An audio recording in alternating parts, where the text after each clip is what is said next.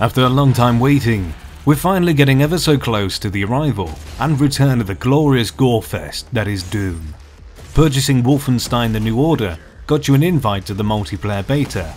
Now, after some delays and a closed alpha, the closed beta for PC, PlayStation 4 and Xbox One has come and gone. But was it enough for id and Bethesda to convince us that this marks the return of the arena shooter up against the big leagues of Call of Duty, Halo and Battlefield? I'm Cal, and I spent some time with the beta on the PC, and as a big fan of the classic arena shooter from Quake, Unreal Tournament to recent iterations Nexus and Toxic, after a few demonic blood-fueled hours, I can say that Doom's multiplayer does stand a chance at bringing back the arena shooter to the next generation, but it's not without its compromises. As with many betas, you're limited to only a handful of weapons, modes and maps. So let's get down to details. The closed beta offered 2 maps and 2 modes, first of which is your traditional team deathmatch, and the other is the introduction of Warpath. Warpath, in essence, is king of the hill. You capture a point and hold it for long as possible. Warpath puts a twist on the mode by having the capture point move through the map on a single path.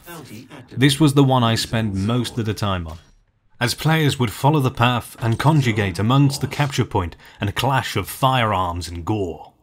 The final release will feature 6 modes alongside the team deathmatch and Warpath, and if these are just as hectic as Warpath, they will certainly be well worth investing in. The 2 playable maps, Heatwave and Inferno, are well designed. Heatwave, a mining outpost, contains hazardous lava, corridors and walkways with plenty of places to mantle upon and get the jump on your enemy. Inferno is set within Hell and features large open spaces with areas above and a bridge across Damnation to fight upon. So far, I'm liking the map design, feeling very old school and almost symmetrical. Diving into a match was simple enough and uses your typical matchmaking system. It's pretty standard these days, which is a shame, as it would have been nice to see a traditional server browser, but at least the servers are dedicated, although during my time with it the connections were a bit off, with pings being anything between 60 to 100 milliseconds. Before the match starts, you get your choice of loadouts. Yes, Doom's multiplayer features loadouts now, so no more weapon pickups dotted about. There is one exception, however, a single overpowered weapon that does spawn in for the taking to give you a brief moment of domination. That's if you survive long enough to annihilate the enemy with it. Aside from that, you've got your standard health, armor, ammo and power-ups, which includes haste and quad damage. Altogether, this was a little disappointing, as I'd rather have the traditional weapon pickups as seen in Quake and Unreal Tournament. Nonetheless, not a massive downfall, and it's pretty clear the decision was made to make Doom more approachable. With today's games having the option of custom loadouts and personalization, Doom wants in as well.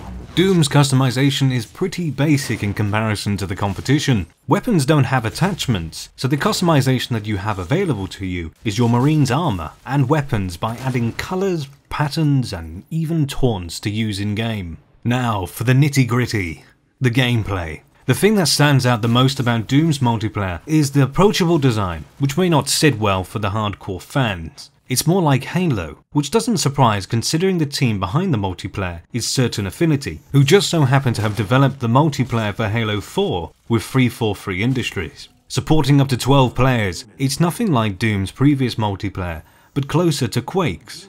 It's brutal and frantic, requiring you to be quick and precise, making the whole experience hectic and, more importantly, fun.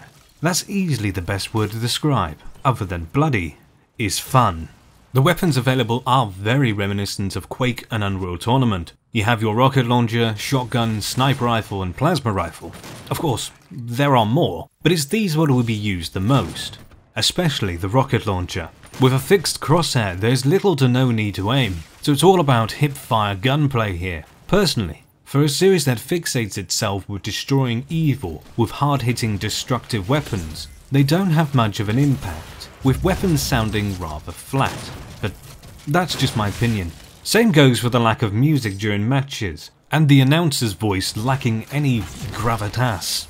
In terms of movement, you have the ability to double jump, mantle objects, use boost pads, and teleporters to fight your adversaries in hell. Although, even with those abilities, it still feels very grounded in comparison to the manic pace of Quake. You can now melee, and once an enemy is weakened, you can strike with a glorious, devastating finisher, which is as cool as it sounds, and as brutal as it is, it's also tacky. With a yellow glow around the enemy when available, it's far too easy to perform. A more subtle indicator would have been more suitable, but with everything going around in a blaze of bullets and hellfire, I guess it serves its purpose. To spice things up, multiplayer features playable demons and multiplayer boosts. I like the addition of the boosts called hack modules. These are very much like Titanfall's burn cards, being a one-time use. They give the ability to increase your starting armor, highlight the last enemy who killed you, and show the health bars of the opposing team. They work well within the game's style, without being too unbalancing. What I don't like and do find unbalanced is the playable demons, the unnecessary resurrection of evil, which allows players to become, if they're lucky to pick up a demon rune. In the beta you get to play the Reverend, a jetpacked, rocket-firing skeletal demon, while fun to play as obliterating all in its path, to either killed or the timer runs out. It's an overpowered nuisance throughout the match. There were many times where I'd be on a kill streak, only to have it ruined by a rocket to the face by the bloody thing. To me, this ruined the flow of gameplay, but it didn't stop my enjoyment. As for the performance, let me say something about the engine. I don't like id Tech 5, at least not on PC. When first shown on console with Rage, it was a technical achievement, but on PC, it was awful. The biggest issue I have with the engine is the cap of 60 FPS. Again, excellent for console, but not so much on PC. The screen tearing, even with VSync on, was another issue, and the fact that the resolution didn't go above 1080p also bothered me, even though it was set to my monitor's 1440p. This instantly made me think console port. The beta had locked out advanced settings, and there was no FOV option, which worried me further. However, we are a month away from release, so hopefully this will all change. Perhaps within the advanced settings tucked away are the options to increase the FPS and change the field of view. At least, I hope it does, as their PC track record with id Tech 5 has not been the best. Those interested in seeing the franchise's return and success is in its single player. While the multiplayer of Doom will not appeal to all, it will certainly to those who want to see the return of the glory days of the arena shooter. It isn't simply tacked on and feels like Quake's younger brother who has grown up on Halo, but the real worry is whether it hold any longevity. This will be entirely up to the community and the support by the developers.